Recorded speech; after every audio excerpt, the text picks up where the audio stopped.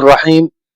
الصلاة والسلام على أشرف المرسلين سيدنا محمد صلى الله عليه وعلى آله وصحبه أجمعين.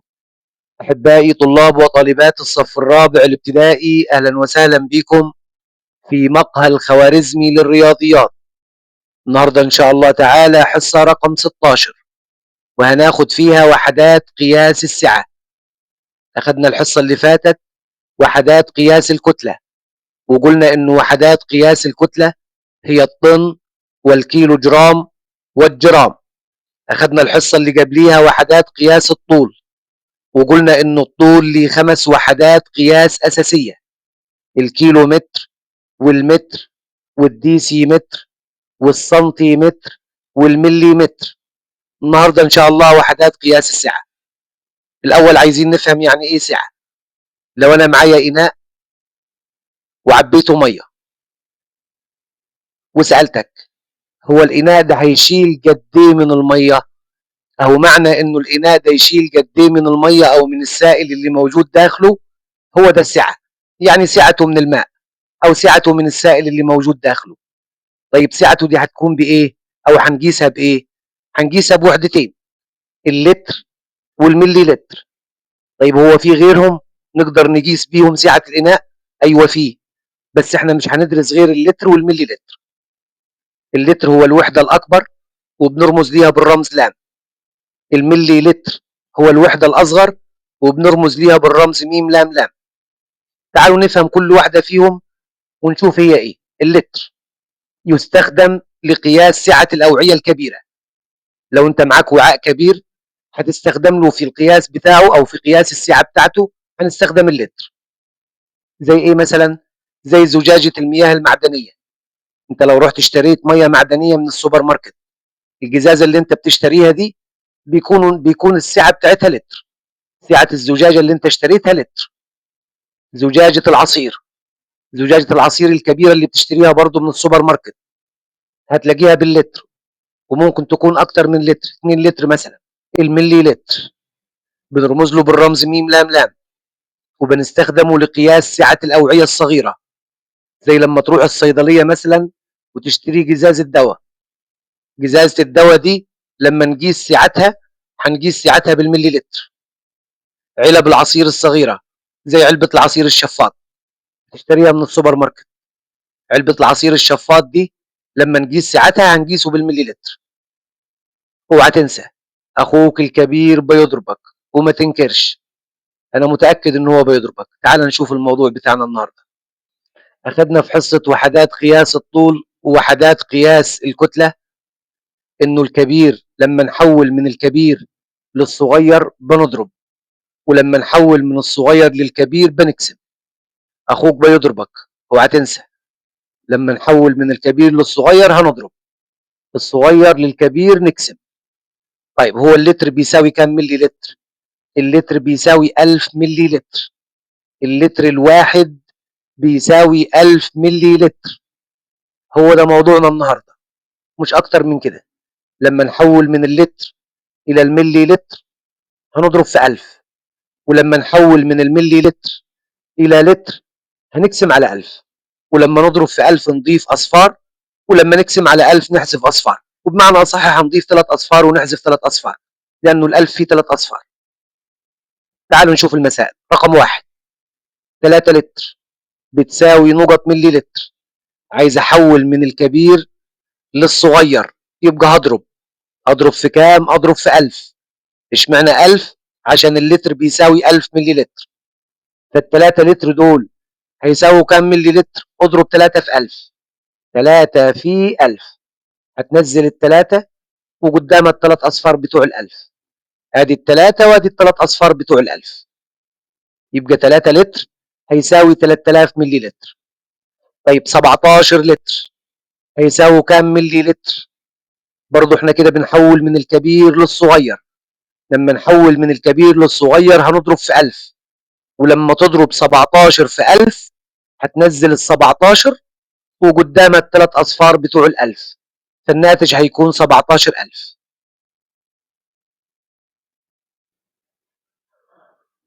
رقم 3: 415 لتر بتساوي نقط ملي لتر. لو عايز تحول من الكبير للصغير هتضرب، وهتضرب في 1000 لأنه اللتر بيساوي 1000 ملي لتر، يعني هتضرب 415 في 1000. تضرب 415 في 1000 ازاي؟ تنزل ال 415 وقدامها الثلاث اصفار بتوع ال 1000، 1 2 3، يبقى 415000. 415 لتر هتساوي 415000 ملي لتر. طيب تعالوا نشوف لما نحول من الصغير للكبير. انا عايز احول 7000 ملي لتر الى لتر، يعني من الصغير للكبير. يبقى هتقسم على كام؟ هتقسم على 1000 عشان اللتر بيساوي 1000 ملي لتر. هنقسم 7000 على 1000. لما نقسم 7000 على 1000 احذف الثلاث اصفار. لما تقسم على 1000 احذف ثلاث اصفار، يتبقى معاك 7. يبقى ال 7000 ملي لتر بيساوي 7 لتر. اللتر الواحد ب 1000، 2 لتر هيبقوا 2000، 3 لتر هيبقوا 3000، و7 لتر هيبقوا 7000.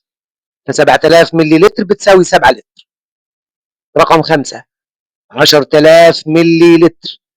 عايز احول من الصغير الى الكبير اللي هو اللتر. لما احول من الصغير للكبير هقسم على كام؟ هقسم على 1000. اللتر بيساوي 1000 ملي لتر، ولما اقسم على 1000 احذف ثلاث اصفار، هيتبقى معايا 10. يبقى 10000 ملي لتر بتساوي 10 لتر. 365000 ملي لتر بتساوي نقط لتر. برضو بحول من الصغير للكبير، يبقى هقسم على كام؟ على 1000. اللتر بيساوي 1000 ملي لتر، ولما تقسم 365 على 1000 تحذف منها ثلاث اصفار، ولما تحذف الثلاث اصفار هيتبقى معاك ال 365.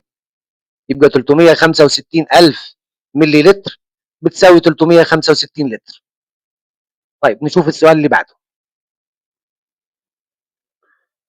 السؤال ده أكمل. رقم 1، 8375 ملي لتر. 8375 ملي لتر بتساوي نقط لتر ونقط ملي لتر. يعني أنا عايز أوزع ال 8375 دي على اللتر وعلى الملي لتر. من الحصتين اللي فاتوا قلنا الألوف كان بيروح للكبير والوحدات كان بيروح للصغير. فانت عندك 8000 ملي لتر، بس عشان نبقى فاهمين 8000 ملي لتر دول كده على بعض يدوك 8 لتر. عشان تبقى فاهم هي جت 8 ازاي او اخذنا الالوف ليه. 8000 الثمانيه في الالوف ب 8000، دول 8000 ملي لتر. 8000 ملي لتر يساووا كام لتر؟ يساووا 8 لتر. وتبقوا معايا كام؟ اتبقوا 375. ال 375 اللي في مجموعه الوحدات دول هتاخدهم في الملي لتر. 375 يبقى 8 لتر و375 ملي لتر. رقم 2، 40007. مجموعة الألوف فيها 40، مجموعة الوحدات فيها 7. هتاخد مجموعة الألوف في اللتر وهتاخد مجموعة الوحدات في الملي لتر. يعني هتنزل ال40 في اللتر وهتنزل السبعة في الملي لتر. هي 7 في الوحدات مفيش غيرها. يبقى 40007 ملي لتر دول بيساووا 40 لتر و7 ملي لتر. رقم 3، 345805 ملي لتر بتساوي نقط لتر ونقط ملي لتر. احنا قلنا هناخد الالوف في اللتر وهناخد الوحدات في الملي لتر. 345000 ملي لتر دول بيساووا 345 لتر. الوحدات فيها 805، يبقى اللي اتبقوا معاك دول هم الملي لتر. هم 345000 ملي لتر و805. ال 345000 دول ب 345 لتر. ال 805 ينزلوا في الملي لتر، يبقى هكتب هنا 805. اللي بعده رقم 4، 8 لتر و630 ملي لتر. معانا 8 لتر و630 ملي لتر، دول عايزين نجمعهم مع بعض. عايزين نعرف هما الاثنين بيساووا كام ملي. ال 630 ملي لتر هي بالملي لتر مش هتعمل فيها حاجه، بس اللي هي باللتر دي هتحولها لملي لتر ونضيفهم على ال 630 ونكتب الناتج هنا. ال8 لتر دول بيساووا كام ملي لتر؟ 8 في 1000، من الصغير للكبير هضرب في 1000. 8 وقدامها الثلاث اصفار بتوع ال1000 يعني 8000. 8000 ملي لتر. ال8 لتر دول بيساووا 8000 ملي لتر زائد ال 630 ملي لتر، ونكتب الناتج هنا. اجمع 8000 زائد 630 هتبقى 8630. لو مش عارف تكتبها اجمع. صفر زائد صفر هيديك صفر. صفر زائد 3 هيديك 3. صفر زائد 6 هيديك 6. والثمانية مفيش حاجة معاها هتنزل، يبقى 8630. رقم 5. 15 لتر وعليهم 7 ملي لتر. عايزين نعرف هما الاثنين هيدوني كام ملي لتر. ده بالملي لتر مش هعمل معاه حاجة، هسيبه زي ما هو. هحول ال 15 لتر واجمعهم على ال 7 ملي لتر. 15 لتر بيساووا كام ملي لتر؟ بيساووا 15000. من الكبير للصغير اضرب في 1000. 15 في 1000 يعني 15 وقدامها 3 اصفار. 15000. 15000 ملي لتر زائد ال 7 ملي لتر. لو مش عارف تكتبها هتجمعهم عادي. صفر زائد 7 هيديك 7. والصفر والصفر والخمسة والواحد مفيش حاجة معاهم فهينزلوا. بعد السبعة هنزل الصفر والصفر والخمسة والواحد، ثلاث أرقام وهاخد فاصل، يعني 15007. 15000 زائد 7 يبقوا 15007. رقم 6. 80 لتر و65 ملي لتر على بعض يدونا كام ملي لتر؟ ده بالملي لتر هتسيبه زي ما هو، مش هتعمل فيه حاجة. اللتر هتحوله لملي لتر. والله هم 80 لتر، لما نحولهم إلى ملي لتر نضرب في 1000. أنزل ال 80 وانزل قدامها الثلاث اصفار بتوع ال1000، يبقى 80000. 80 لتر بتساوي 80000 ملي لتر. 80000 ملي لتر زائد ال 65 ملي لتر هنجمعهم على بعض ونكتب الناتج. 80000 زائد 65 هيدوني 80065. لو مش عارف تكتبها اجمع. صفر زائد 5 هيساوي 5. وصفر زائد 6 هيساوي 6. وباقي الارقام مفيش حاجه تاني تحتيها، هنزلهم زي ما هم. يعني هنزل صفر وصفر و8. صفر وصفر و8 وثلاث ارقام من اليمين واخد فاصل، يبقى 80065. نروح نشوف الفكره اللي بعديها. معانا 6 لتر و370 ملي لتر. عايزين نعرف هما الاثنين مع بعض يدونا كام ملي لتر. عشان تعرفهم هما الاثنين يدوك كام ملي لتر هتحول ال 6 لتر الى ملي لتر وتضيف عليهم ال 370 ملي لتر. حول ال 6 لتر اضرب في 1000. 6 في 1000 ب 6000. يبقى 6 لتر بيساوي 6000 ملي لتر. 6000 ملي لتر زائد ال 370 ملي لتر. طيب 6000 زائد 370 هتساوي 6370. لو مش عارف تكتبها اجمعهم. اجمعهم ازاي؟ صفر زائد صفر بيساوي صفر. وصفر زائد 7 بيساوي 7. وصفر زائد 3 بيساوي 3. والستة مفيش حاجة معاها تنزل، يبقى 6370 ملي لتر. النموذج الثاني 15 لتر و5 ملي لتر. عشان تعرف هما الاثنين مع بعض يدوك كام ملي لتر هتخليهم هما الاثنين بالملي لتر وتجمعهم. هتحول ال 15 لتر الى ملي لتر وتضيف عليهم 5 ملي لتر. طيب 15 لتر بتساوي كام ملي لتر؟ اضرب في 1000. 15 في 1000 ب 15000. 15 وقدامها الثلاث اصفار. هنجمع ال 15000 زائد الخمسة. 15000 زائد 5 بتساوي 15005. لو مش هتعرف تكتبها اجمع. صفر زائد 5 هيساوي 5. والصفر والصفر والخمسة والواحد مفيش حاجة معاهم هنزلهم. صفر وصفر وخمسة وواحد، ثلاث أرقام من اليمين وخد فاصل، يبقى 15005 ملي لتر. نروح للسؤال بتاع المقارنة. قارن باستخدام أكبر وأصغر ويساوي. رقم 1 5 لتر والناحية الثانية 8000 ملي لتر. اتفقنا من الحصة اللي فاتت لما نقارن بينهم هنحولهم لنفس الوحدة، خليهم بوحدة واحدة. ممكن نخليهم باللتر وممكن نخليهم بالملي لتر، بس من الاسهل لينا نحول الكبير، نحول اللتر الى ملي لتر عشان يبقوا شبه بعض. طيب 5 لتر بيساووا كام ملي؟ بيساووا 5000. 5 في 1000 بيساوي 5000. 5000 ملي لتر. والناحيه الثانيه 8000، مين اكبر؟ اكيد ال 8000، والعلامه بتبص على الكبير. 570 ملي لتر، والناحيه الثانيه 57 لتر. هنحول الكبير، هنخليه بالملي. 57 لتر لما نحولهم الى ملي نضرب في 1000، نزل ال 57 وقدامها الثلاث اصفار بتوع ال 1000، يبقى 57000 ملي لتر. الناحيه دي 57000 والناحيه الثانيه 570. ال 57000 اكبر، العلامه بتبص على الكبير.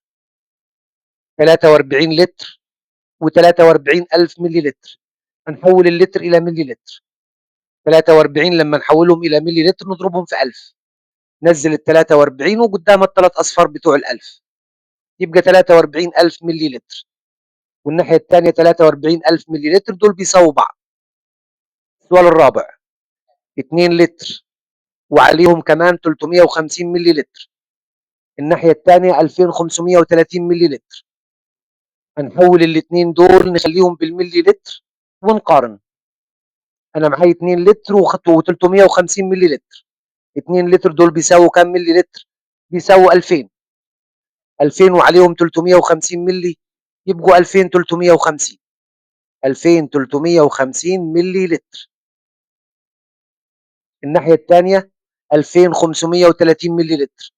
اكيد 2530 اكبر من 2350، والعلامه بتبص على الكبير. 75000 ملي لتر، والناحيه الثانيه 70 لتر. هنحول اللتر الى ملي لتر. 70 لتر لما نحولهم الى ملي لتر نضرب في 1000. اضرب في 1000 يعني نزل قدامها الثلاث اصفار. ادي ال 70 وقدامها الثلاث اصفار، تبقى 70000 ملي لتر. والناحيه الثانيه 75000 ملي لتر. اكيد ال 75000 اكبر، والعلامه بتبص على الكبير. 6 لتر و6 ملي لتر، والناحيه الثانيه 6006 ملي لتر. هنحول دول الى ملي لتر. ال 6 لتر لما نحولهم الى ملي لتر هيساووا 6000. 6000 ملي لتر زائد ال 6 لتر. 6000 زائد 6 بتساوي 6006. 6006 الناحيه الثانيه، يبقى هما الاثنين بيساووا بعض. نروح للسؤال اللي بعده، سؤال الترتيب. بيقول لك رتب تصاعديا. تصاعديا يعني من الاصغر للاكبر. تصاعديا يعني من الاصغر للاكبر. عشان نرتبهم هنخليهم كلهم بنفس وحده القياس، وقلنا دايما هنحول الكبير. عندك 7000 ملي لتر، سيبهم زي ما هم. 4 لتر هتحولهم الى ملي لتر. 4 لتر دول بيساووا كام ملي لتر؟ اضرب في 1000. 4 في 1000 بيساوي 4000، يبقى 4 لتر بيساوي 4000 ملي لتر. 4200 ملي لتر زي ما هي. 6 لترات هنحولهم الى ملي لتر. 6 في 1000 ب 6000، يبقى دول كده 6000 ملي لتر. كده نقدر نرتبهم؟ ايوه نقدر. هنرتب من الصغير للكبير، هنشوف اصغر واحد فيهم ونبدا بيه من هنا من عند السهم.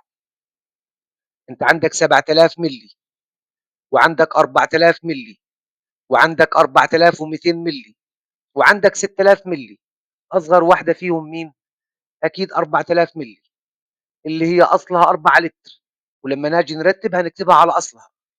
احنا عملنا كده عشان نسهل على نفسنا الحل، عشان نقدر نرتبهم بس مش اكتر. بس لما تكتبها اكتبها على اصلها.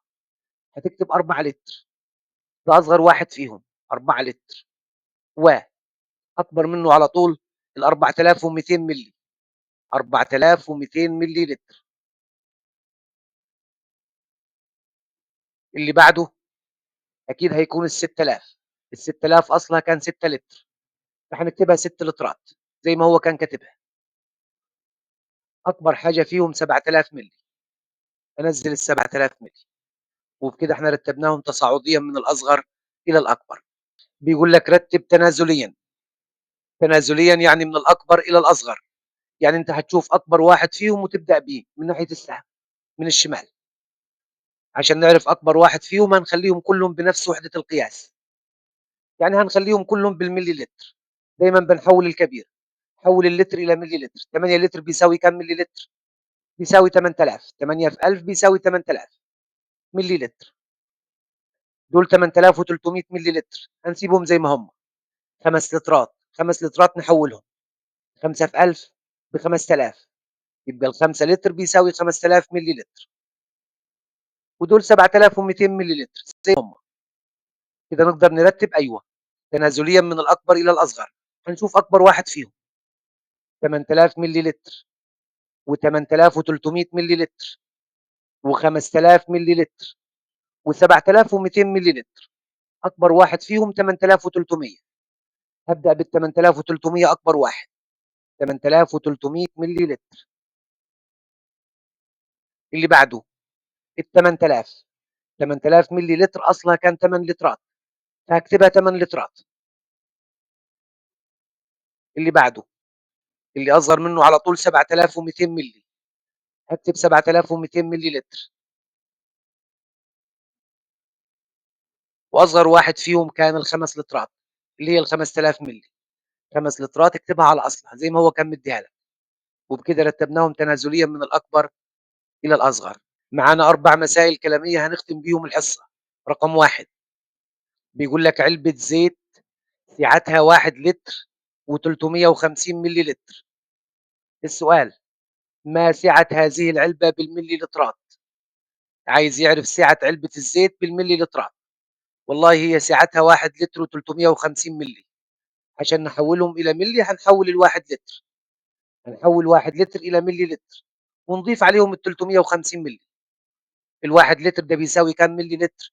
بيساوي 1000 ملي لتر، 1000 ملي لتر زائد ال350 ملي، 1000 زائد 350 هيساوي 1350، 1350 ملي لتر، وبكده حليناها خلاص. السؤال اللي بعده بيقول لك إبريق به 7 لترات من الماء، فما سعة هذا الإبريق بالملي لترات؟ الإبريق سعته 7 لترات، عايزين نعرف سعته بالملي لترات، يعني هنحولهم إلى ملي لتر. 7 لتر لما تحولهم إلى ملي لتر اضرب في 1000، هتضرب 7 في 1000، 7 في 1000 بتساوي كام؟ 7 في 1000 بتساوي 7000، نزل السبعة وقدامها الثلاث أصفار بتوع ال1000، فتبقى 7000 ملي لتر، وبكده حولناها إلى ملي لتر. السؤال الثالث: زجاجة حليب سعتها 1 لتر، الزجاجة سعتها 1 لتر يعني 1000 ملي، شربت منها فاطمة 250 ملي، فكم يتبقى من الزجاجة بالملي لترات؟ هي سعتها 1 لتر يعني 1000 ملي، فاطمة شربت منهم 250 ملي، عايزين نعرف اللي اتبقى كام، يبقى هنطرح من ال1000 250، هي سعة العلبة أو سعة الزجاجة 1000، 1000 ملي لتر ناقص اللي شربته فاطمة، فاطمة شربت 250، كده نقدر نعرف اللي اتبقى في الزجاجة.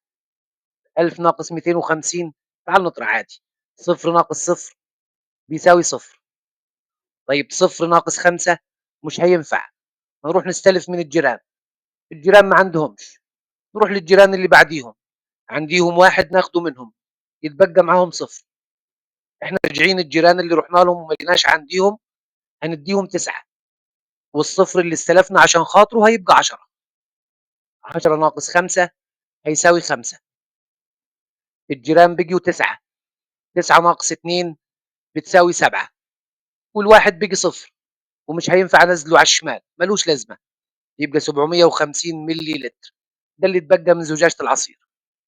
اخر سؤال معانا من وحدات قياس السعه، نقط ونقط، والله احنا عرفناهم خلاص، اللتر والملي لتر هم دول وحدات قياس السعه، وبكده احنا خلصنا حصتنا النهارده، اتمنى ان انتم تكونوا استفدتوا، وان شاء الله اشوفكم على خير، والسلام عليكم ورحمه